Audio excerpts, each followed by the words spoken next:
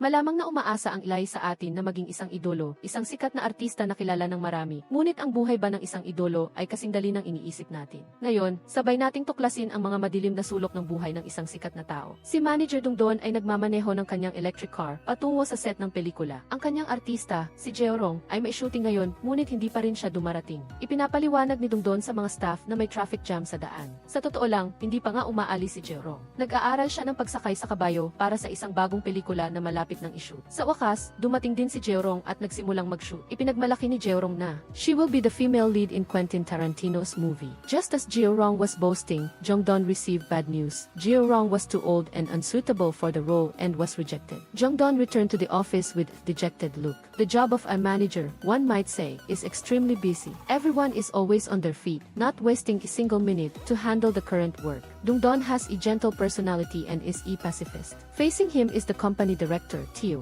He is an ambitious person who wants to reach the peak of satisfaction. Today, a girl named Hyunju came to meet him. Teo chatted with Hyunju.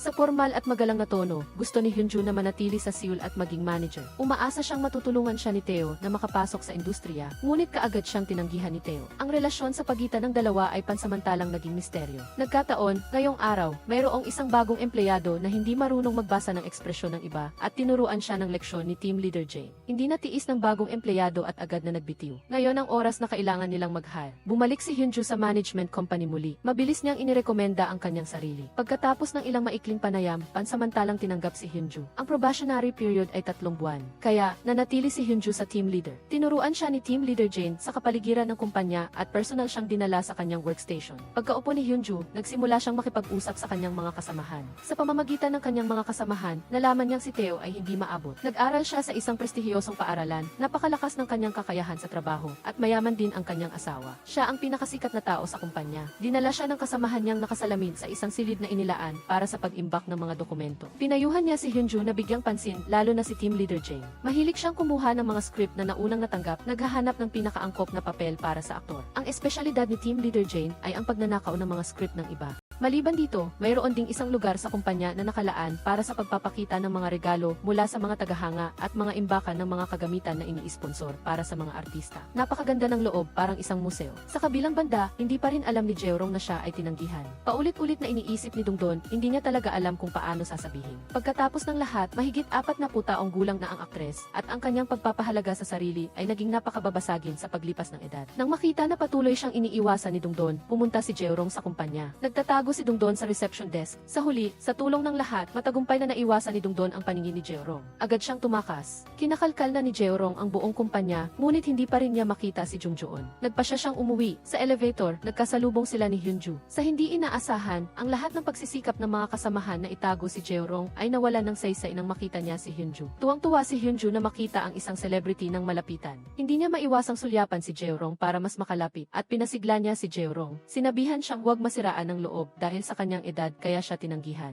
Hindi niya iyon kasalanan. Sa sandaling lumabas ang mga salitang ito, nanatiling nakatayo si Jeorong. Automatiko niyang binaliwala ang sinabi ni Hyunju pagkatapos. Naaalala lamang niya na siya ay tinanggihan dahil sa edad. Walang sinabi si Jeorong at umalis na lang. Kaalis lang ni Jeorong at lumingon si Hyunju para makita si Teo. Mukhang nagulat si Teo nang malaman niyang nakahanap na ng trabaho si Hyunju sa management company. Agad niyang sinabi na ipapakilala niya si Hyunju sa ibang trabaho, ngunit ayaw umalis ni Hyunju. Habang nakikipag-usap kay Teo, inilagay ni Teo ang kanyang kamay sa balikat ni Hyunju at nakita ito ng babaeng kasamahan. Natural, magkakaroon siya ng maling akala. Mabilis na ipinaliwanag ni Hyunju sa kanya at sinabing mayroon na siyang kasintahan. Sa wakas ay naniwala sa kanya ang kasamahan. Lumabas mag-isa si Jeorong para magpahinga. Naglakad siya sa kalye na parang wala sa sarili. Nakita niya si Jungjoon sa labas ng isang tindahan. Kumakain si Jungjoon kasama ang receptionist ng kumpanya. Ang receptionist ay sa katunayan ay isang sikat na artista. Ang kanyang pangarap ay umarte, ngunit alam niyang ang kanyang talento ay sapat lamang para sa ilang supporting roles. Kamakailan, nagkaroon siya ng isang mahalagang pagkakataon na gumanap bilang bida sa isang dula sa entablado. Patuloy siyang nakikipag-usap kay Jungdon tungkol sa kanyang mga naiisip. Pumasok si Jeorong, sinasadya na tanungin si Jungdon tungkol sa pagpirma ng kontrata. Nagsinungaling si Dongdon upang baliktarin ang sitwasyon. Sinabi niyang matapos muling suriin ng kumpanya ang script, naramdaman nilang hindi ito maganda. Ang pananaw sa pangunahing babaeng karakter ay medyo luma na. At plano ng direktor na palitan ang pangunahing karakter sa isang lalaki. Hindi inilantad ni Jeorong ang kasinungalingan ni Dongdon. Hindi niya gaanong sinabi sinabi ang isang pangungusap o kaya umalis na lang ako sa kumpanya. O kailang napalitan ang role kahit ang manager ko ay nagsinungaling sa akin.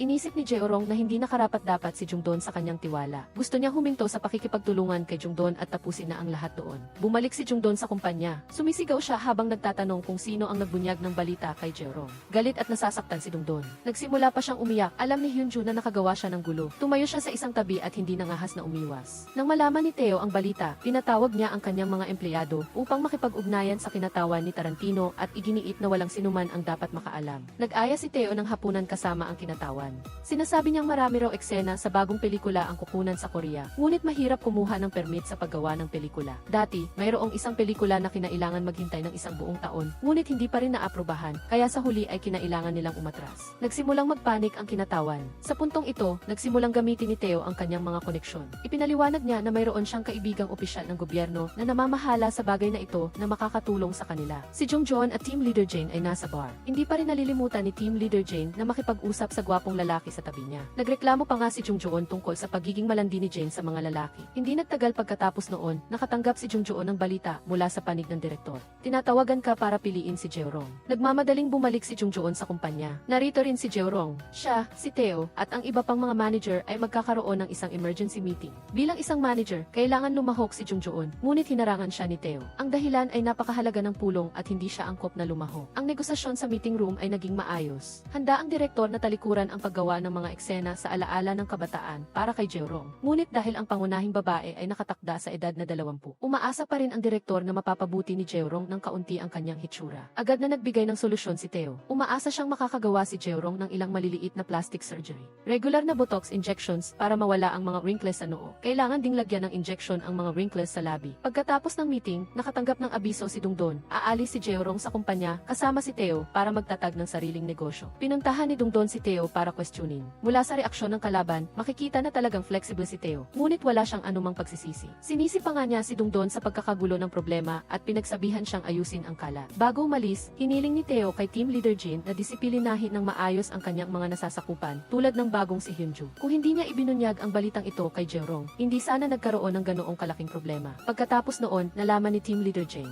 Ang taong nag-leak ng impormasyon ay si Hyunju mismo. Dahil sa pagiging madaldal ni Hyunju, direkta niyang napaalis ang pangunahing artista ng kumpanya. Galit na galit si Team Leader Jane at agad na sinibak si Hyunju. Mahirap ang buhay ni Hyunju, ngunit habang dumadaan siya sa opisina ni Teo, naalala niya na sinabihan siya ni Team Leader Jane dati na magnakaw ng script mula sa opisina ni Teo. Naisip ni Hyunju na baka mailigtas pa niya ang kanyang buhay. Kaya, tahimik siyang pumasok sa opisina ni Teo. Pagkatapos magalit ni Dungdon, dahan-dahang lumabas ang damdamin ng panghihinayang ng isipin niya ang tungkol kay Jeorong. Ang taong matagal nang nasa tabi niya ay umalis na. Naging mas emosyonal siya. Pinatahimik ni Dungdon ang kanyang sarili na may kakayahan si Teo. Malamang na kayang alagaan ng maayos si Dungdon. Sinabi sa kanya ng kanyang kasamahan na walang sinuman ang makakapangalaga kay Jeorong ng mas mahusay kaysa sa kanya. Kung kaya nga ni Teo na alagaan ng maayos si Jeorong, hindi niya ito pipiliting magpa-plastic surgery. Agad na pumunta si Dungdon sa racetrack para hanapin si Jeorong. Bukod pa rito, nalaman niya na niloloko siya ni Jeorong. Dati, patuloy na sinasabi ni Jeorong na nag-aral siya ng pagsakay sa kabayo. Ngunit sa totoo lang, hindi pa nga nakakasakay ng tunay na kabayo si Jeorong. Ang pagkakaibigan ni Dungdon at Jeorong ay nanatili pa rin.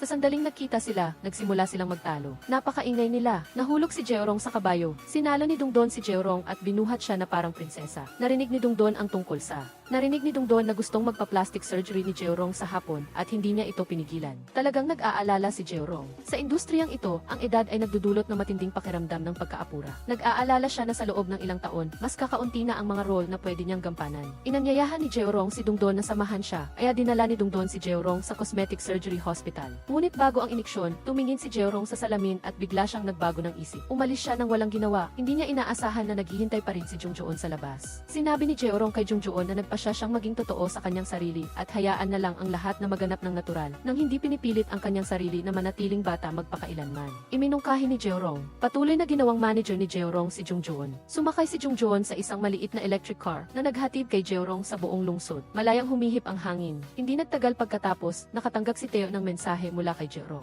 Nagpasya siyang ipagpatuloy ang pakikipagtulungan kay Jungjoon. Habang nagtatrabaho si Team Leader Jane, nakita niyang hindi pa rin umaalis si Hyunju. Maingat na ibinigay ni Hyunju ang script na kanyang kinopya. Taos puso siyang humingi ng tawad sa kanyang pagkakamali at umasa na bibigyan siya ni Team Leader Jane ng isa pang pagkakataon. Hindi sumagot si Team Leader Jane at tumalikod lang. Ang puso ni Hyunju ay kulay abo, parang mamamatay na. Naisip niya na wala na siyang pagkakataon. Sa sandaling ito, nito, pumasok si Team Leader Jane sa elevator at tinawag siya. Kinabukasan, nagkaroon ng meeting ang mga staff. Nakatanggap sila ng tawag mula sa embahada ng Brazil. Ang direktor ng kumpanya na nagbabakasyon sa beach ay nahulog sa swimming pool at nagtamo ng malubhang pinsala sa ulo at bigla siyang namatay. Hindi maiiwasan, magkakaroon ng mga taong may sariling interes. Ipinakita ng aktor ang malalim na pagsisisi. Bukod pa rito, ipinaalam niya kay Team Leader Jane na dahil sa labis na kalungkutan, kailangan niyang magpahinga kaya gusto niyang umalis sa pelikula na magsisimulang mag-shoot sa loob ng 3 linggo. Iniling niya kay Team Leader Jane na ilipat ang schedule. Pansamantalang bakante ang posisyon ng direktor. Sa panahon ng pulong, umupo si Theo sa posisyon ng direktor. Itinuring niya ang kanyang sarili bilang pinakadakilang pinuno at idineklara niya na tinalikuran na niya ang kanyang intensyon na magtatag ng sarili niyang kumpanya. Namatay lang ang direktor at magulo ang kumpanya. Gusto niyang manatili at patatagin ang kalooban ng lahat. Madalas magreklamo sina Jungjoon at Team Leader Jane at ngayon ay nasa bahay ni Jungjoon. Sa meeting kaninang araw, sinisi ni Theo si Team Leader Jane sa pagiging masyadong emosyonal at pabigla-bigla at hindi kayang kontrolin ang ugali ng artista. Inaliw siya ni Jungjoon, sinabing kahit mainitin talaga ang ulo niya, bahagi rin iyon ng kanyang alindog. Walang magawa si Team Leader Jane kung gagawin niya ang trabahong ito ng may mabuting ugali, maaapi lang siya ng iba. Matagal nang magkaibigan sina Jungjoon at Team Leader Jane. Napakabuti ng kanilang relasyon na kilala nila ang mga kasintahan ng isa't isa. Ngunit ang kamangha-mangha ay ayaw ng isa't isa sa mga kasintahan ng bawat isa. Sabi ni Team Leader Jane na napakapangit daw ng panlasa ni Jungjoon sa babae. Itinuro naman ni Jungjoon na hindi nagtagal ng higit sa 3 buwan ang anumang relasyon ni Team Leader Jane. Uminom sila hanggang sa malasing. Biglang tinanong ni Team Leader Jane si Jungjoon, gusto mo bang magkaanak tayo? Hindi gusto ni Team Leader Jane na mamatay na mag-isa. Minsan, gusto niyang magkaroon ng anak na kasama niya. Sa paulit-ulit na pag-iisip, inisip ni Jungjoon na okay lang siyang maging ama. Ayon sa sinabi ni Team Leader Jane, nagsimulang magkaroon si Jungjoon ng ibang mga naiisip. Ngunit walang ibang intensyon si Team Leader Jane, gusto lang niyang mag-donate si Jungjoon ng sperm. Lumalabas na si Jungjoon lang ang masyadong emosyonal.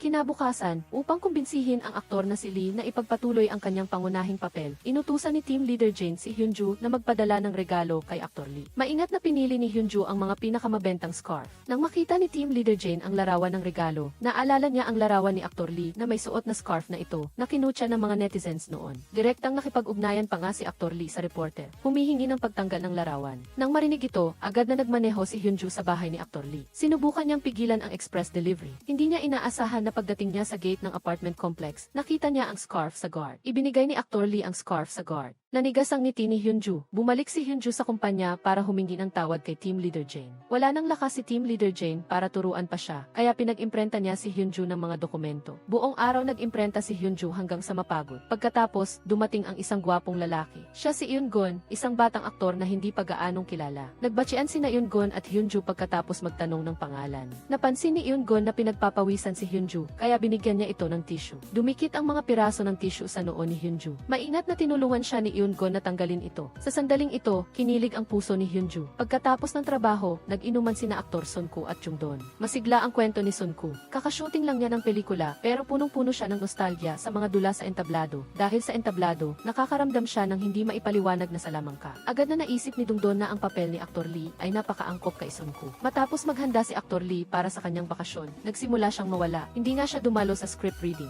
Malapit nang magsimulang mag-shoot ang pelikula. Hindi mahanap ng direktor si aktor Lee, kaya personal siyang pumunta sa kumpanya para hanapin si Team Leader Jane. Wala nang nagawa si Team Leader Jane kundi ngumiti ng mapait. Paulit-ulit na sinabi ng direktor na kung hindi na makikipagtulungan si aktor Lee, isasaalang-alang niya ang pagpapalit ng aktor. Habang nagngangalit si Team Leader Jane, sinabi sa kanya ni Do na nagkasundo na sila ni Sunku. Hayaan na lang si Sunku ang pumalit kay aktor Lee. Ngunit naniniwala si Team Leader Jane na hindi angkop si Sunku. Pinili niya si aktor Lee, kaya kahit anong mangyari, kailangan niyang kumbinsihin si aktor Lee na bumalik. Nakipag-ugnayan ang asawa ng direktor sa dating empleyado ng kumpanya. Sinabi niyang namana niya ang shares ng kanyang asawa. Nagpasya siyang ibenta ang kumpanya sa sinumang makakapamahala nito. Kung interesado sila, maaari silang bumili. Agad na nagpasya si Theo na bilhin ito at hinikayat ang iba na sumama. Lahat ay nag-aatubili, kitang-kita na gusto ni Theo na maging amo. Ngunit para kay Dungdon, hindi ito mahalaga. Wala siyang pakialam kung sino ang amo para sa kanya. Ang kumpanya ay ang buong buhay ng direktor. Gusto lang niyang panatilihin ang kumpanya. Isang magandang araw muli, papunta si Team Leader Jane sa trabaho. Narinig niya ang kanyang mga senior sa kumpanya na nag-uusap tungkol sa relasyon ni na Aktor Lee at Sun Koo. Ilang taon na ang nakalipas, narinig ng direktor na mayroong isang mahusay na aktor, kaya partikular niyang hinanap ito. Agad siyang pumirma ng kontrata kay Aktor Lee. Ngunit sa totoo lang, si Sun Koo ang dapat na mahusay na aktor. Nang araw na iyon, nagkataon na nagkasakit si Sun Woo. Pumalit si Aktor Lee sa entablado para sa kanya. Ang pagkakamaling ito ang naging dahilan upang mas maging sikat si Sun Woo kaysa kay Aktor Lee. Naramdaman ng direktor na siya ang may pananagutan dito, kaya lubos siyang nagmalasakit kay Sun Woo.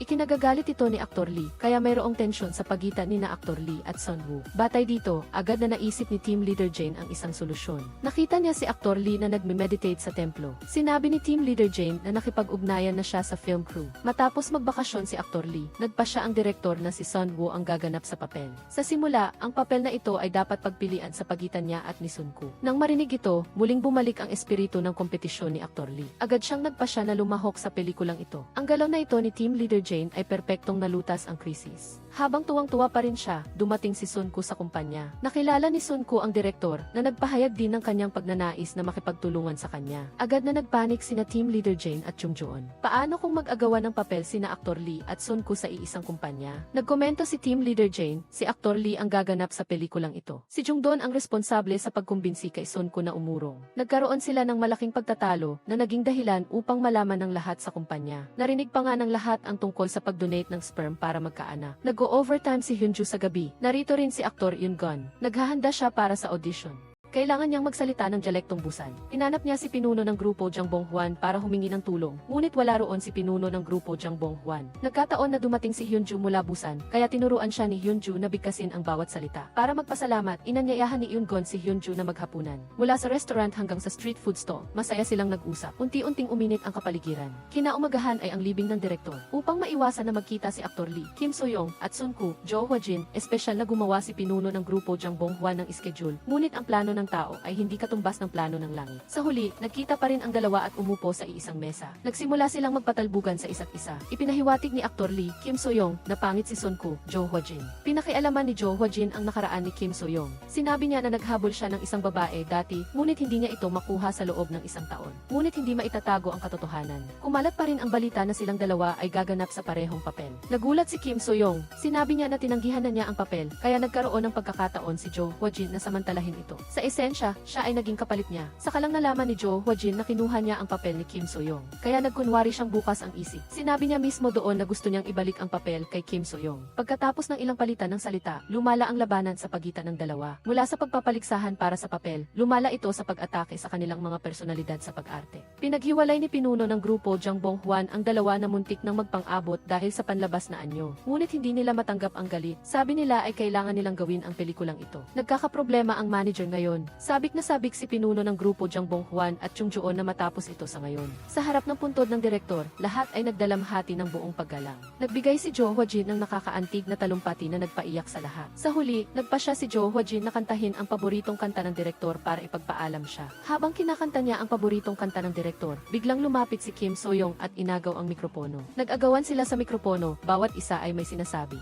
Nakanta nila ang buong kanta. Sa pag-awit, hindi sinasadyang nalutas ang kanilang pagtatalo. Sa huli, nagkatinginan sina Kim So-young at Jo Hwa-jin na inaalala ang nakaraan. Nagpasya silang huwag nang maging isip bata sa isa't isa. Ginawa nilang pagkakaibigan ang kanilang pagiging magkaaway. Maingat na nag-iisip sina pinuno ng grupo Jang Bong-hwan at Chung Joon. Nakaisip sila ng solusyon. Iminungkahi nila sa direktor na isama sina Kim So-young at Jo Hwa-jin sa paggawa ng pelikula. Ang orihinal na plot ay tungkol sa pag-ibig sa pagitan ng isang mahirap na aktor sa teatro at isang mayamang babae. Kung ang pag-ibig sa pagitan ng isang lalaki at isang babae ay babaguhin sa pag-ibig sa pagitan ng dalawang lalaki, ang dalawang aktor ay maaaring parehong sumali. Nagpatuloy ang direktor sa pagpupuri sa ideyang ito dahil ito ay tunay na bago at sopistikado. May pandaigdigang pananaw, kaya't agad siyang pumayag. Sinundo ng asawa ni Tae o si Tae o sa kumpanya pagkatapos ng trabaho. Nagpakita ng pagkabahala si Hyunju nang makita ang asawa ni Tae o. Tila ginawa ni Tae o ang lahat para maiwasan ni Hyunju na makita ang kanyang asawa. Sa sandaling iyon, lumapit si Yoon-gun. Tinawag niya si Tae o na ama. Lumabas na siya ang anak ni Tae o. Si Yoon-gun ay kanyang pangalan sa entablado. Lubos na nagulat si Hyunju. Naramdaman Naramdaman niyang naloko siya, lalo pang lumala ang kanyang saloobin kay Eungon. Sumunod sa kanya si Eungon na nalilito. Hiniling ni Hyunju na huwag na siyang makita ulit. Magpanggap na lang silang hindi sila magkakilala. Personal ding hinanap ni Taeo si Hyunju. Binalaan niya itong lumayo sa kanyang anak. Pagkarinig nito, lubos na nalungkot si Hyunju. Kung tungkol sa pamilya, siya rin ay kamag-anak ni Taeo. Kalaunan, nagsisi si Taeo. Naisip niya na masyado siyang mahigpit kay Hyunju at labis ang kanyang sinabi. Kaya't lihim siyang umasa sa kanyang koneksyon at humiling sa iba na alagaan si Hyunju. Lihim ding inilagay ni Taeo ang SLE movie ticket sa mesa ni Hyunju bilang isang regalo ng paghingi ng tawad. Ang mga kilos ni Taeo ay napansin ng kanyang kasamahang babae na nagpalalim sa kanyang pagkalito. Kumbinsido siya na may lihim na relasyon sina Taeo at Hyunju. Tinitigan niya si Hyunju, pinipilit itong sabihin ang totoo. Lubos na natakot si Hyunju.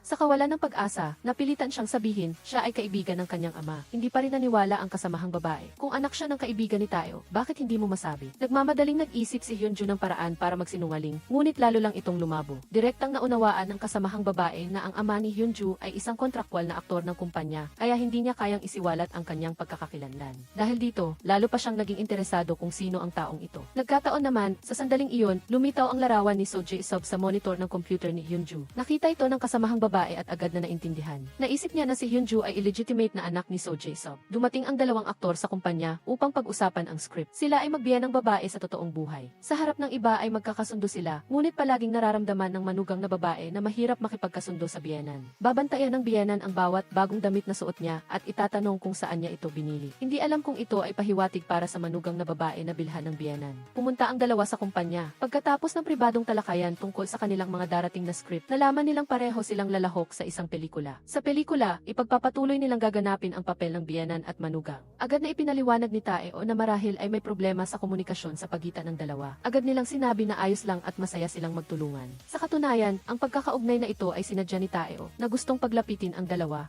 para makatanggap ng karagdagang bayad sa advertisement at ang pelikula ay magtatagal ng maraming season. Kung ang kumpanya ay kayang isama ang dalawang artista, syempre iyon ang pinakamahusay. Katatapos pa lang ng kasalukuyang trabaho, isang direktor ang nakipag-ugnayan kay Jang Bong-hwan. Matapos basahin ang resume ng receptionist na nagpakilalang artista, gusto niyang subukan ang receptionist. Ipinaliwanag ni Jang Bong-hwan na ang receptionist ay hindi isang artista sa kumpanya. Nang marinig ito ng receptionist, mabilis niyang nakiusap kay Jang Bong-hwan na bigyan siya ng pagkakataon. Ngayon, hindi siya kontrakwal na artista ng kumpanya, ngunit kapag nakapasa siya sa audition, maaari siyang pumirma ng kontrata sa kumpanya kaagad. Upang maging katotohanan ang kanyang kasinungalingan, si Jang Bong-hwan ay nasa isang mahirap na sitwasyon dahil wala siyang alam tungkol sa kakayahan sa pag-arte ng receptionist. Medyo nagalit ang receptionist. Dati na niyang inanyayahan ang kanyang mga kasamahan na panoorin ang kanyang dula, ngunit walang pumunta. Labis na nababahala ang receptionist. Naiinggit siya sa mga artista ng kumpanya na inaalagaan ng mga manager habang siya ay kailangang lumaban ng mag-isa. Sa huli, binigyan ng receptionist si Jang Bong-hwan ng isang tiket. Ito ang huling eksena ng dula at umaasa siyang darating si Jang Bong-hwan sa tamang oras. Ngayong araw, nang dumating si pinuno ng grupo Jang Bong-hwan sa kumpanya, napansin niya na may isang gwapong lalaki na dumating sa kumpanya.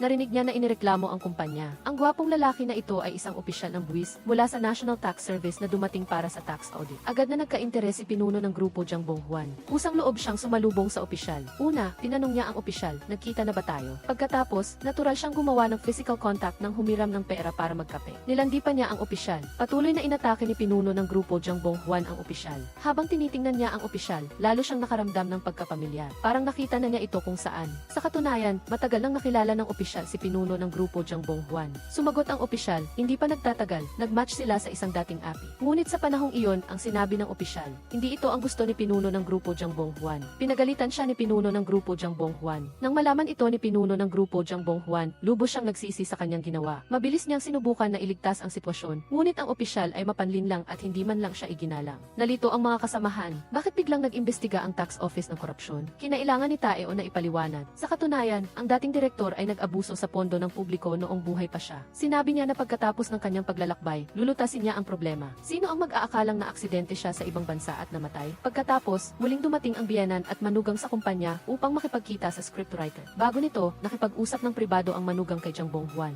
Gusto niyang iwanan ang pelikulang ito. Ayaw niyang palaging kasama ang biyenan. Para hindi mahalata ng biyenan, kinanselan niya ang audition para lang maiwasan ito. Kaya, sinadya ng manugang na umarte na walang laman ang isip sa harap ng scriptwriter. Hindi niya maintindihan ang script at nakatuon lang sa kung gaano kaganda ang kanyang kasuotan. Hindi niya alam na ayaw din ng biyena na lumabas sa pelikulang ito. Ginamit din niya ang taktikang ito sa harap ng scriptwriter. Direktang umarte siya na parang may third eye. Patuloy na nakikipag-usap sa mga multo. Sa huli, sinira rin niya ang panayam na ito. Nang malaman ni Jang Bong-hwan na tinanggihan ng biyenan ang papel, agad siyang pumunta sa scriptwriter para ipaliwanag ang sitwasyon. Bigyan po ulit ng pagkakataon ang manugang, pakiusap niya. Ang di inaasahang insidente na ito ay muling nagdulot ng alitan kina Tae-o at Jang Bong-hwan. Naramdaman ni Jang Bong-hwan na kung isa lang sa dalawa ang maaaring manatili, umaasa siyang gaganap ang manugang sa pangunahing papel. Ngunit matatag pa rin ang paninindigan ni Tae-o, kailangang magkasama silang dalawa. Ito ang pinakamainam na desisyon para sa kumpanya. Pagkatapos ng insidente, natuklasan ng scriptwriter ang hidwaan sa pagitan ng biyenan at manugang. Nagpa siya pa rin siyang gamitin ang dalawa ng sabay. Tinawagan niya ang biyenan at manugang.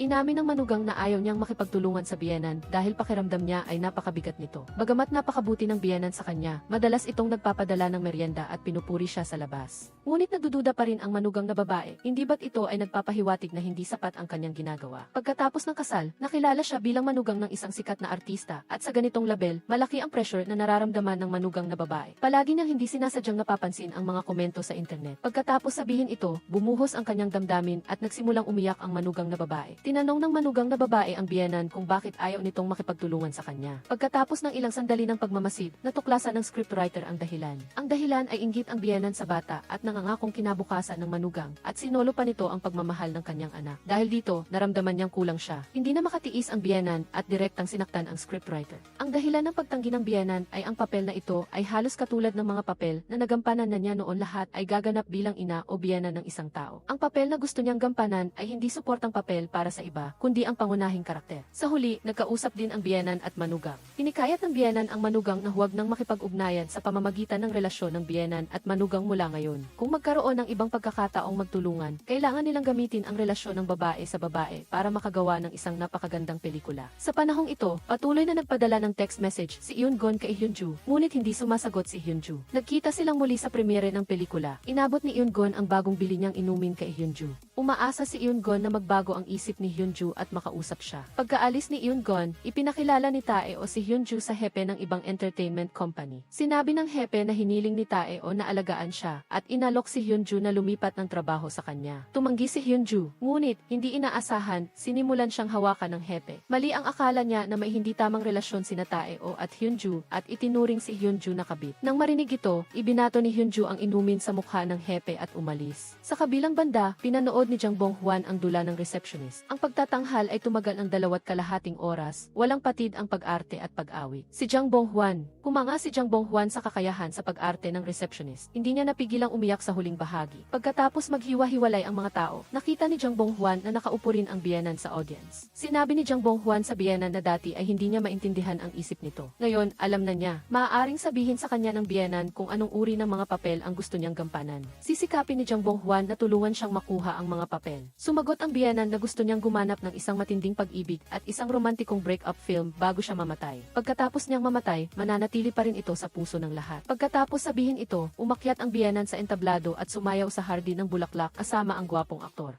Naglakbay sa mga bituin at universo, tila natupad na nga ang kanyang pangarap. Pagkatapos ng pagtatanghal, sinabi ni Jang Bong-hwan sa receptionist na ang pagganap na ito ay nagpahanga sa kanya sa kakayahan ng receptionist. Iminungkahi niya na pirmahan ang receptionist. Nagulat ang receptionist, isang hakbang na lang siya papalapit sa kanyang pangarap. Sa kabilang banda, nakipagkita si Tae-o sa isang lalaki. Galing siya sa Star Entertainment. Pinag-usapan niya ang gulo na iniwan ng direktor. Tiyak na mahihirapan si Tae-o na ayusin ito. Pagkatapos ay sinimulan niyang akitin si Tae-o. Kung pupunta lang si Tae-o sa kanyang kumpanya, maaari niyang mana ang posisyon nito at ang kondisyon ay dadalhin ni Tae-o ang lahat ng kasalukuyang artista ng kumpanya sa bagong kumpanya, kaya magsasama ang dalawang kumpanya. Maaaring maging pinakamalaking may-ari ng kumpanya ng pamamahala ng artista sa bansa si Tae-o. Nagpa siya si Jang Bong-hwan na pirmahan ang receptionist. Pagkatapos pirmahan ang kontrata, abala pa rin siya sa pagtulong sa receptionist na makahanap ng angkop na pagkakataon. Ngunit hindi naging madali ang prosesong ito. Inaliw niya ang receptionist na huwag magmadali. Bilang isang artista, kailangan niyang maghintay ng pagkakataon dahil sa investigasyon sa buwis, pansamantalang nagtatrabaho ang opisyal ng buwis sa entertainment company. Nalaman ni pinuno ng grupo Jang Bonghwan sa internet ang pangalan ng gwapong opisyal ng buwis. Nakakita siya ng social media account at nakita ang isang larawan ng pag-akyat sa bundok. Tiningnan ni pinuno ng grupo Jang Bonghwan ang matipunong likod ng opisyal na may malalaking kalamnan. Hindi niya napigilang maglaway. Mabilis na lumapit si pinuno ng grupo Jang Bonghwan sa opisyal. Nagkunwari siyang may hinahanap. Sa katunayan, nakaupo siya sa tabi nito at nagkunwari na hindi sinasadyang nahawakan ang kamay nito. Tinubad pa niya ang kanyang jacket. Sinabi ni pinuno ng grupo Jang Bonghwan sa opisyal na mahilig siyang umakyat sa bundok. Agad na naintindihan ng opisyal. Sinabi niya kay pinuno ng grupo Jang Bonghwan na hindi siya ang may-ari ng account na iyon, kundi isang kasamahan na kapareho niya ng pangalan. Ayaw na ayaw ng opisyal sa pag-akyat sa bundok. Biglang nahiya si pinuno ng grupo Jang Bonghwan. Sinaot niya ulit ang kanyang jacket at umalis ng kwarto. Nakipag-ugnayan ang asawa ng direktor kay Taeo. Kamakailan, mayroong handang bumili ng kumpanya sa mataas na halaga. Nangako ang kabilang panig na mananatili ang 4 na senior manager, kabilang si Taeo, ngunit inakala ng lahat na ito ay pangako lang sa hangin. Malaki ang posibilidad na pagkatapos magtagumpay ang kabilang panig sa pagbili, sisantehin sila. Ngayon, nahaharap din ang kumpanya sa investigasyon sa buwis. Lahat ay nasa panganib, lahat ay naghihintay ng desisyon ni Taeo. Nagpasya si Taeo na maghanap muna ng mga lokal na mamumuhunan at ang investigasyon sa buwis ay maliit na bagay lang. Ngunit napansin ni pinuno ng grupo Jang Bonghwan na mayroong kahinahinala sa mga mata ni Taeo. Narinig niya ang balita na ang pagtakas sa buwis ay lumabas mula sa loob ng kumpanya. Pagkatapos gamitin ang paraan ng pagtatanggal sa kumpanya.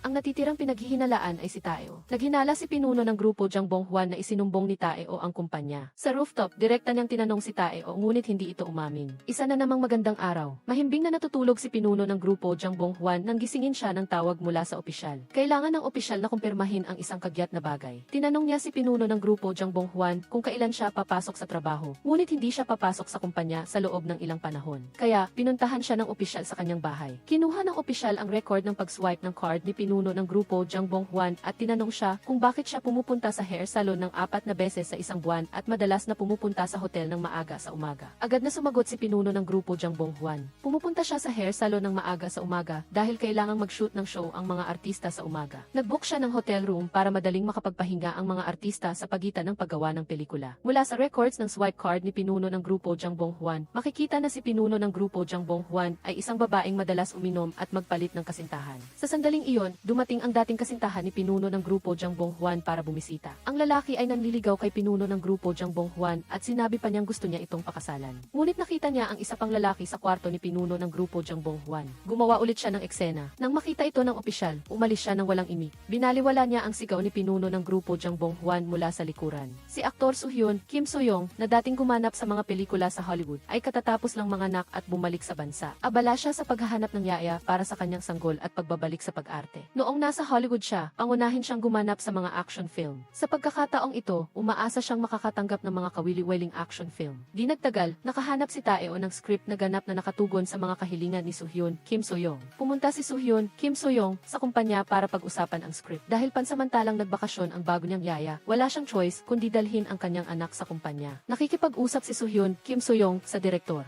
Ang mahalagang tungkulin ng pag-aalaga sa sanggol ay ipinagkatiwala sa iba pang mga kasamahan sa kumpanya. Lahat ay abala sa pag-aalaga sa sanggol, hindi dapat umiyak ang sanggol. Habang nag-uusap sina Kim Soo-young at ang direktor, patuloy na pumapasok ang iyak ng sanggol sa meeting room. Nag-aalala si Kim Soo-young at kailangang umalis sa kalagitnaan para tingnan ang kanyang anak. Nang makita ng sanggol ang kanyang ina, agad itong tumigil sa pag-iyak. Sa wakas ay nakarelax si Kim Soo-young. Nahiga siya sa sofa, matagal na siyang stressed. Ang pagre-relax na ito ay mabilis siyang nakatulog. Ngayon, sa harap ng krisis ng kumpanya, nagpa siya si Taeo na sumali sa ibang kumpanya, ang Star Entertainment. Ang kondisyon ay kailangan niyang dalhin ang lahat ng artista doon. Ngunit ang mga mensahe ni Taeo at ng kabilang partido ay hindi sinasadyang nakita ng kanyang kasamahang babae. Nalaman ng kasamahang babae ang balita na malapit nang umalis si Taeo. Lihim niyang binuksan ang computer ni Taeo at, sa katunayan, nakita ang kontrata nito sa Star Entertainment. Nagngangawa ang kasamahang babae. Ngayon, alam na ng buong kumpanya ang sikreto ni Taeo. Hiniling ni pinuno ng grupo Jang Bonghwan kay Hyunju na sundan si Eun-gun pauwi. Kumuha si Eun-gun ng ilang litrato noong bata pa siya para gamitin bilang prop sa pelikula. Kaya, pumunta si Hyunju sa bahay ni Eun-gun.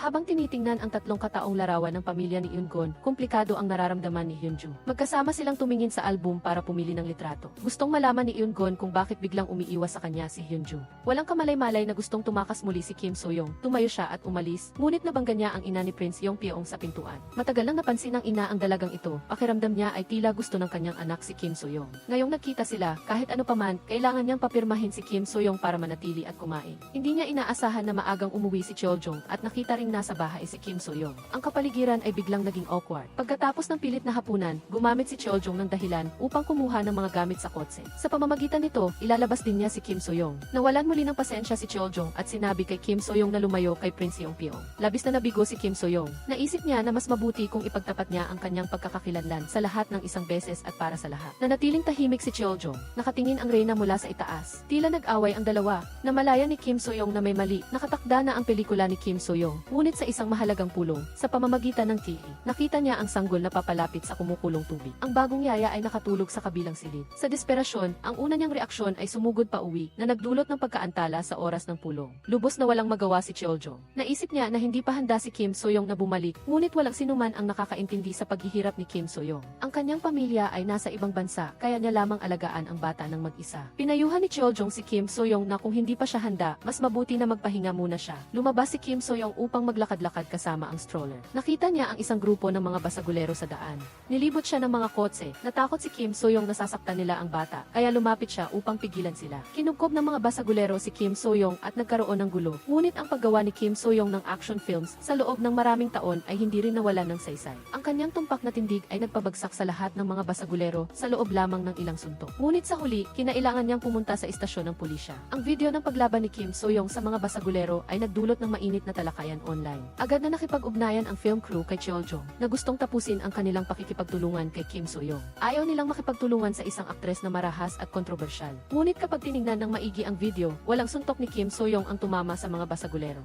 Nahulog sila ng may kasanayan sa bawat suntok. Malinaw na inupahan silang umarte. Nag-post si Kim Soyoung ng slow motion video online at mabilis na nabago ang opinyon ng publiko. Lahat ay pumuri kay Kim Soyoung bilang cool. Bilang resulta, tumaas ng malaki ang popularidad ni Kim Soyoung. Nakatanggap din siya ng mga ad sa laro. Kinaumagahan, dumating si Cheoljong sa kumpanya. Kumalat ang balita ng kanyang pag-alis sa buong kumpanya. Lalo pang kumbinsido si team leader Jane na si Cheoljong ang internal whistleblower. Inamin ni Cheoljong na siya nga ang whistleblower, ngunit may dahilan siya. Ang paggawa nito ay magliligtas sa kumpanya mula sa pagbebenta. Nalaman ni na Kim Jwa-jun at team leader Jane mula kay Cheoljong na ginagamit ng direktor ang corporate card. Nagrenta ng pangmatagalang pribadong silid sa hotel. Agad na pumunta ang dalawa sa hotel upang kausapin ang manager. Hindi nila inaasahang makasalubong ang opisyal ng pamahalaan na may mahalagang gawain dito. Nang makita niya si team leader Jane at ang isa pang lalaki na dumating sa hotel, natural na nagkamali ng akala ang opisyal. Ngunit hindi maipaliwanag ni team leader Jane, narito siya upang linisin ang kaguluhan na iniwan ng dating direktor sa paggamit ng pondo ng kumpanya. Wala siyang magawa kundi tanggapin na mali ang pagkaunawa ng lalaki sa kanilang relasyon. Mahigpit ding binalaan ni Byung-in ang opisyal ng pamahalaan na huwag sabihin sa kahit sino ang tungkol sa kanilang relasyon. Ngunit lumingon si team leader Jane at ipinaliwanag sa opisyal na magkaibigan lamang sila ni Byung-in at pumunta siya sa hotel para sa isang pulong noong araw na iyon.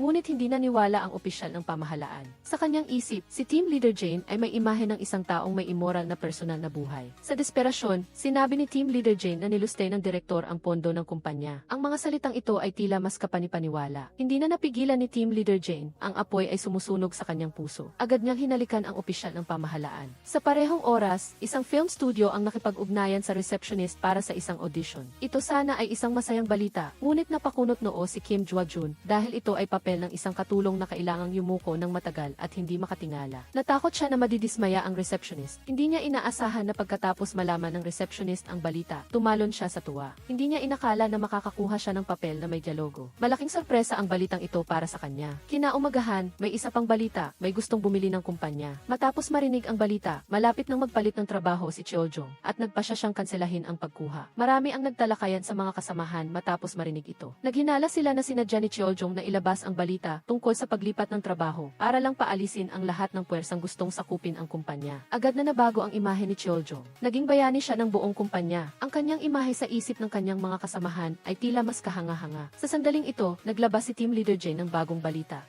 Kahapon, nakita niya ang dokumento ng opisyal ng pamahalaan na naglalaman ng halaga ng mga pampublikong pondo na nilustay. Binibilang ng lahat ang mga zero pagkatapos ng numerong ito at ang kanilang mga puso ay parang tubig na nagyelo. Kung totoo ito, marahil ay guguho talaga ang kumpanya. Sa shooting location, nag-aaway ang lead actor at actress. Pareho silang aktor mula sa iisang kumpanya, ngunit hindi sila magkasundo. Ayaw ni Jo Hwa-jin kay Cheoljong dahil sa kanyang mahinang kasanayan sa pag-arte at kawalan ng kakayahang suriin ang mga papel. Hinamak naman ni Cheoljong ang kanyang kalaban, gustong sumali sa mga variety show, mayabang, at palaging nahuhuli. Magulo ang eksena. Para sa susunod na eksena, kailangang magbihis bilang babae ang assistant director. Para lumabas sa harap ng kamera, ngunit sa harap ng isang lalaki, wala talagang emosyon si Cheoljo. Napilitan huminto ang pagkuha ng pelikula. Dalawang manager ang sumugod para apulain ang apoy. Nagkataon na ang kanilang mga ahente ay sina Bayong-in at Team Leader Jane, na katatapos lang kumpirmahin ang kanilang relasyon sa opisyal ng pamahalaan. Katatapos lang maghiwalay ng dalawa, nagpadala ang opisyal ng pamahalaan ng mensahe kay Team Leader Jane upang ipahayag ang kanyang mga saloobin na labis na ikinatuwa ni Team Leader Jane. Sa shooting location, matyagang nakikinig pa rin si Bayong-in gaya ng dati. Malumanay na pinasigla ni Jo Hwa-jin si Cheoljo. Para kay Team Leader Jane, abala siya sa kanyang romansa sa opisyal ng pamahalaan.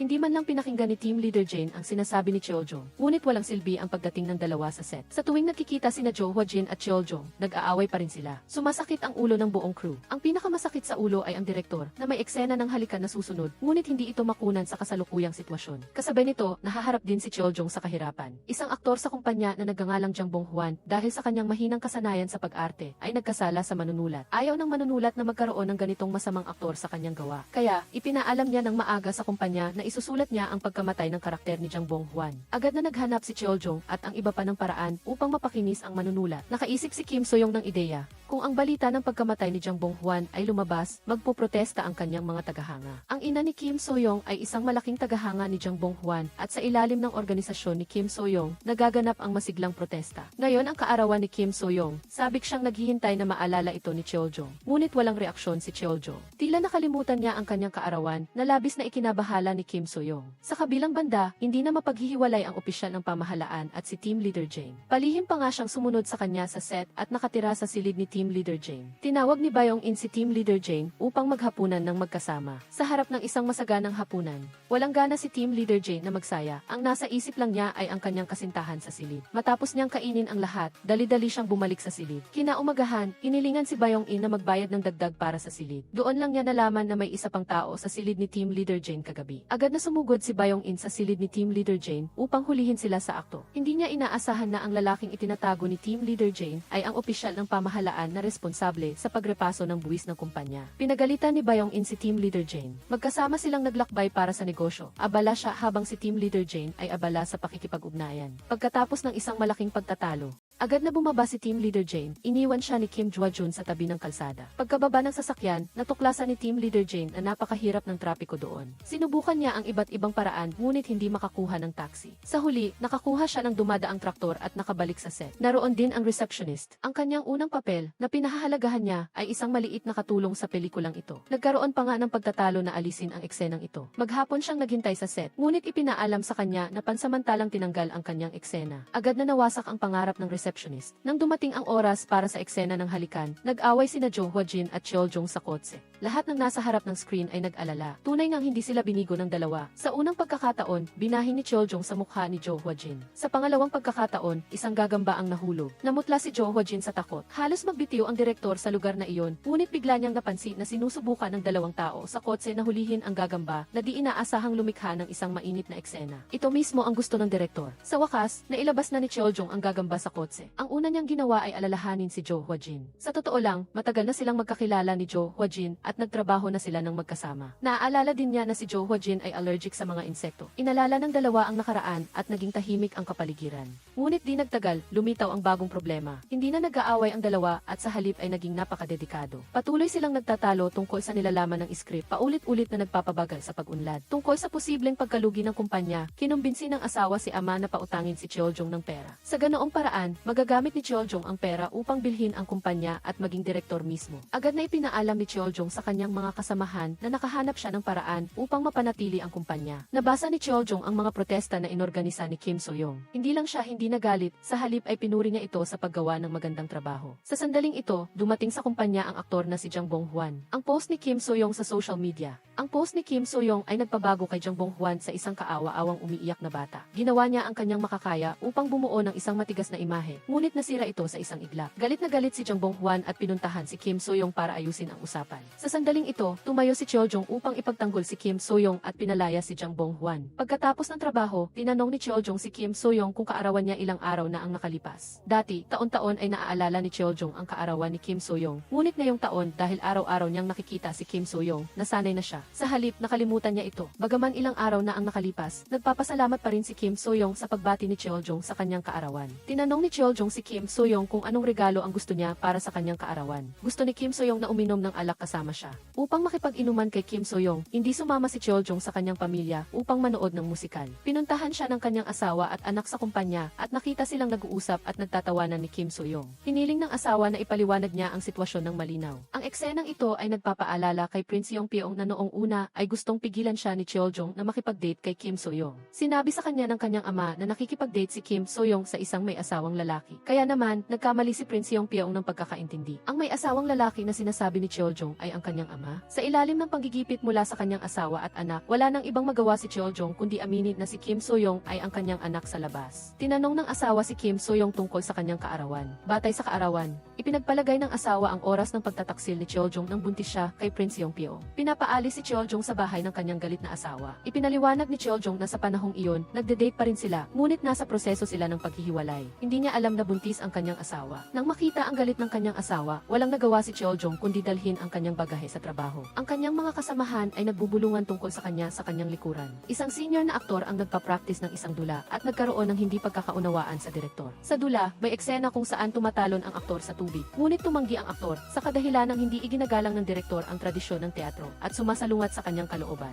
Ayon sa opinyon ng batang direktor, ang mga aktor na gumagawa nito ay tiyak na ginagamit ang kanilang edad upang magpakita ng kapangyarihan. Kaya naman, sa huli, hinila ng dalawa ang isa't isa sa harap ni Team Leader Jane. Napansin din ni Team Leader Jane na ang tunay na dahilan kung bakit ayaw lumubog ng aktor ay dahil sa takot siya sa tubig. Ngunit matigas ang ulo ng aktor at ayaw umamin, takot siyang magmukhang hindi profesional. Sa huli, namagitan si Team Leader Jane at hiniling na umatras ang magkabilang panig. Pinalitan ng eksena ng paglubog sa tubig ng eksena ng pagbabasa ng dialogo sa baybayin. Ngunit kahit na, nagkaroon pa rin ng konfrontasyon. Gusto ng direktor na tumayo ang aktor ng mas malapit hanggat maaari sa baybayin, ngunit hindi pa rin nangahas ang aktor na lumapit sa pool. Sa huli, nag-away muli ang dalawa, aksidenteng naitulak ng direktor ang aktor sa tubig. Pagkatapos noon, balisang umakyat ang aktor sa baybayin at nakipagtalo sa direktor. Pagkatapos ay lumala ang sitwasyon sa pisikal na konfrontasyon na mahirap tapusin. Nakipag-usap si Team Leader Jane ng mag-isa sa kanilang dalawa. Sa harap ng magkabilang panig, sinabi niya na napagtanto ng kabilang panig ang kanilang pagkakamali. Lahat ng sinabi niya ay peke. Lihim din niyang ginamit ang telepono ng direktor upang magpadala ng mensahe ng paumanhin sa aktor at binura ito pagkatapos ipadala. Pagkatapos ayusin ang bagay na ito, hiniling ni Team Leader Jane kay Kim Soyoung na ipadala ang mga gamit kay Prince Yong-pyeong. Sa pagkakataong ito, umupo ang dalawa upang mag-usap. Nang malaman ni Prince Yong-pyeong na kapatid niya si Kim Soyoung, nabigla siya, ngunit pagkatapos ng ilang panahon, kumalma siya. Tinanggap niya na unti-unti siyang matutong umangkop sa relasyong magkapatid. Samantala, naghahanap si Kim Jwa-jun ng mga bagong pagkakataon para sa receptionist sa lahat ng dako. Sa huli, nakakuha siya ng audition para sa isang hip-hop dancer. Matagal nang nag-ensayo ang receptionist, ngunit sa kasamaang palad, hindi tugma ang kanyang mga kamay at paa. Sa interview, ginawa niyang katawa-tawa ang kanyang sarili habang nagbabasa ng kanyang mga linya. Para ipahayag ang kanyang galit, kinuha pa ng receptionist ang kanyang bag at ibinato sa interviewer. Dahil dito, pinagalitan siya ni Kim Jwa-jun pagkatapos ng interview. Ginawa niya ang lahat ng kanyang koneksyon para makuha ang pagkakataong ito. Basta walang mangyari. Ang papel na ito ay tiyak na para sa receptionist, ngunit nadamay siya ng receptionist. Ngunit ayon sa receptionist, palaging pinag-uusapan ni Kim Jwa-jun ang tungkol sa mga koneksyon na nagpapakita na hindi niya talaga pinaniwalaan ang kanyang kakayahan. Galit na umalis ang receptionist. Naghiwalay ang dalawa sa hindi magandang paraan. Kinaumagahan ay kaarawan ng direktor. Kasabay nito, pupuntahan ni Team Leader Jane ang opisyal ng pamahalaan. Nagsinungaling si Team Leader Jane sa opisyal ng pamahalaan. Mayroon siyang emergency na dahilan upang ipagpaliban ang oras. Pinayapa niya at niloko ang aktor. Niloloko siya na dumalo sa party ng direktor. Ipinaghanda pa niya ang regalo ng kaarawan para sa direktor. Sa puntong ito, bahagyang kumalma ang relasyon ng dalawa. Patuloy na tinanong ng direktor si Team Leader Jane kung bakit ayaw lumubog ng aktor. Wala nang nagawa si Team Leader Jane kundi sabihin ang totoo, ang aktor ay may aquaphobia. Hindi niya inaasahan na masyadong malakas ang boses ni Team Leader Jane. Saktong huminto ang musika sa tamang oras. Narinig ng lahat ang sinabi ni Team Leader Jane. Nabunyag ang sikreto ng aktor at labis siyang nawala ng pag-asa. Wala siyang nagawa kundi aminin ito sa lahat. Ang dahilan kung bakit siya takot sa tubig ay dahil noong bata pa siya, sumali siya sa isang kompetisyon sa paglangoy at muntik ng malunod. Mula noon, nag-iwan ito ng psychological trauma. Pagkatapos noon, pumunta ang aktor sa swimming pool. Iginiit niyang lumubog sa tubig sa harap ng lahat. Nang lumabas siya mula sa tubig, labis na naantig ang direktor sa kanyang espiritu. Sumugod siya sa tubig at niyakap siya. Mula noon, kinilala siya bilang ang mismong pangunahing aktor sa pelikulang ito. Nakalimutan ni Team Leader Jane ang kanyang pakikipagtagpo sa opisyal ng pamahalaan. Dumating ang opisyal upang hanapin siya. Nagkataon siyang nakita siyang nakayakap sa ibang lalaki sa swimming pool at umiinom. Nang makita ang eksenang ito, tumalikod ang opisyal at umalis. Hinabol siya ni Team Leader Jane. Sinubukan niyang ipaliwanag na minsan sa trabaho, kailangan niyang maging masaya. Ngunit hindi ito tinanggap ng opisyal ng pamahalaan at umalis. Kasabay nito, kumalma ang receptionist. Sadyang pumunta siya sa bahay ni Kim Jwa-jun para humingi ng paumanhin. Habang paalis na siya, nakita niya si Team Leader Jane na lasing na lumalabas mula sa elevator. Umiiyak siya at sumugod sa mga bisig ni Kim Jwa-jun. Nang makita ito, tahimik na umalis ang receptionist sa bahay ni Kim Jwa-jun. Isang magandang araw muli, sa wakas ay nalampasan din ng aktor ang kanyang takot sa tubig. Sa huling eksena ng pelikula, matapos basahin ang kanyang mga linya, nahulog siya sa tubig na nagtapos sa isang perpektong pagtatapos. Nagbigay ang pelikulang ito kay Team Leader Jane ng higit na inspirasyon. Hindi siya tulad ng mga karakter sa pelikula, takot siyang mawala ang sarili pagkatapos magmahal ng isang tao. Katatapos lang ng opisyal ng pamahalaan sa kanyang tax audit. Ang kumpanya ay kailangang magbayad ng malaking halaga ng buwis, ngunit hindi pa rin nagkakasundo si Cheoljong at ang kanyang pamilya. Ang halagang ipinangakong ipahiram ng kanyang biyenan ay maaari lamang ipagpaliban pansamantala. Malaki ang pinagdadaanan ni Cheoljong, ngunit hindi niya ito ipinapakita. Sinabi lang niya sa kanyang mga kasamahan na may problema sa bahay at na ipagpapaliban ang pagkuha ng kumpanya. Tinabon ni Team Leader Jane ang opisyal ng pamahalaan habang paalis na siya. Matapos ipahayag ang kanyang damdamin, sumugod siya sa elevator at hinalikan ang opisyal. Nagulat ang mga kasamahan sa tabi ng eksenang ito. Ngunit nang matapos ang halik, hindi pa rin niya nakumbinsi ang opisyal ng pamahalaan. Noong gabi, uminom si Team Leader Jane para maibsan ang kanyang kalungkutan. Dali-dali siyang bumalik sa kumpanya sa gitna ng ulan. Bigla niyang nakita na tila bumalik ang opisyal ng pamahalaan. Sina Jo Hwa-jin at ang kanyang asawa ay isang sikat na mag-asawa na nagmamahalan. Nagpasya ang dalawa na lumahok sa isang reality music show. Ngunit minsan, habang nakikipag-usap si Jo Hwa-jin sa kanyang kaklase sa kolehiyo sa kotse, nakuhanan siya ng litrato. Sa araw na iyon, nagsinungaling si Jo Hwa-jin sa kanyang asawa. Sinabi niya na umuwi siya sa bahay ng kanyang mga magulang. Nag-alala siya na magalit ang kanyang asawa kapag nakita niya ito, kaya humingi siya ng tulong kay Cheoljong. Kinaumagahan, gumawa ng kaguluhan ang litrato. Nagkaroon ng malaking pagtatalo ang mag-asawa. Nasa gitna si Cheoljong at nagpayo. Ginawa niya ang kanyang makakaya. Mahirap niyang pinayuhan sila. Biglang naisip ng asawa na tingnan ang dashcam sa kotse. Napag-alamang tinanggal ni Sohun ang lahat ng kanyang mga video, na lalong nagpagalit sa kanyang asawa. Nabigo si Tae na mamagitan, kaya pansamantala niyang ipinagkatiwala si Sohun kay Jungdon para mahinahon nitong pamahalaan. Opisyal na naging manager ni Yoon-gon si Hyunjo. Plano ni Tae na isapubliko ang relasyon nila ni Hyunjo sa loob ng kumpanya, ngunit naramdaman ni Hyunjo na hindi pa ito ang tamang oras para ipahayag ang kanilang relasyon. Magiging awkward lang daw ang trabaho niya kay Yoon-gu, kaya kinailangan ni Tae na talikuran ang planong ito. Si Team Leader Jane ay may aktor na nagsushoot ng pelikula sa probinsya. Pumunta si Team Leader Jane sa set habang pauwi para dumalo sa isang aktibidad. Ang tatay ni Team Leader Jane, bilang presidente ng lokal na asosasyon ng inobasyon, si Team Leader Jane ay inanyayahan na lumahok bilang isang mahusay na kinatawan ng kabataan. Ngunit pakiramdam niya ay hindi siya nabibilang sa ganitong uri ng aktibidad. Pagdating niya sa lugar, nalaman niyang ang aktibidad ay isa palang nakatagong blind date. Ang kanyang blind date ay isang lumang kaklase ni Team Leader Jane. Nakabuo siya ng software sa ibang bansa at nagtagumpay ng malaki. Ang dating API na ginagamit ni Team Leader Jane ay ginawa niya. Matapos ang aktibidad, ipinamigay niya ang kanyang kamay at nagbigay ng isang football field sa bawat paaralan sa probinsya. Nakita ni Team Leader Jane na mayaman ang kabilang partido, na tila nakita na niya ang kinabukasan ng kumpanya. Noon, gusto niya si Team Leader Jane. Naisamantalahin ni Team Leader Jane ang pagkakataong ito. Kung makakakuha siya ng kanyang puhunan, maaaring maligtas ang kumpanya. Matapos ang aktibidad, sumakay si Team Leader Jane sa kanyang sasakyan. Nagbiro siya na si Team Leader Jane ay tiyak na iba sa mga humahabol sa kanya. Nang marinig ito, lalong nahirapan si Team Leader Jane magsalita. Ngunit sa huli, walang hiya pa rin niyang sinabi ang kanyang kahilingan. Pinagbigyan niya si Team Leader Jane at sinamahan siya sa set ng pelikula para bumisita. Pinakinggan niya ang matapang na salita ni Team Leader Jane na ipinagmamalaki ang galing ng kumpanya, ngunit sa huli ay nakipagtalo siya sa isang assistant director. Ang dahilan ay nasira ang sasakyan ng crew at iminungkahi niyang gamitin ang kanyang sariling sasakyan at humiling na ihatid siya ng kanyang driver. Naisip ng assistant director na masyadong bata para hayaang mag-shoot ng action scene ang walang karanasan. Sa huli, umalis siya sa galit. Aksidenteng nasugatan si Team Leader Jane ng ilaw at nawala ng ngipin. Nakakuha ng audition ang receptionist. Pagkatapos ng audition, sinabi niya kay Jungdon na nakapasa siya sa unang round at kailangang dumalo sa ikalawang audition. Sa simula, hindi gaanong pinansin ni Jungdon. Kalaunan lang niya nalaman na ang receptionist ay tinanggal na sa simula pa lang, ngunit araw-araw pa rin siyang pumupunta sa set upang tulungan ang pag-ukit ng mga letra at pagkatapos lamang nito siya nagkaroon ng pagkakataon. Nang malaman ito, labis na nahiya si Jungdon. Siya ang manager.